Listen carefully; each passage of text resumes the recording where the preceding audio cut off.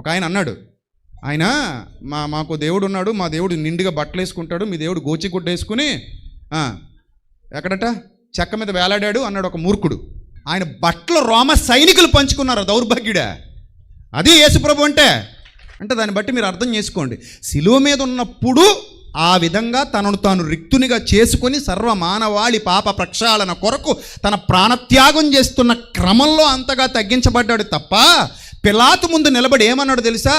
ఏంటయ్యా నీ స్టేటస్, నిన్ను రాజు రాజు రాజు రాజు అంటున్నారు, నువ్వు నిజంగా రాజువేనా అని అడిగితే ఆయన అంటాడు, ఎస్ నీవన్నట్టు నేను రాజునే, నా రాజ్యం ఈ లోక సంబంధమైంది కాదు, నేను వేడుకొనలేకపోతున్నాను. ఒక్కసారి కానీ నేను వేడుకుంటే 12 సేనా వ్యూహాల కంటే ఎక్కువ సైన్యాలు నా తండ్రి పంపిస్తే రోమా సామ్రాజ్యం కోకటి వేళ్లతో సహా పెకిలించబడుతుంది, అది నా పవర్ అని చెప్పాడు ఆయన. ఆయన స్టేటస్ గురించి మాట్లాడుకుంటే స్టేటస్ విషయంలో కూడా చాలా గొప్పడు ఆయన.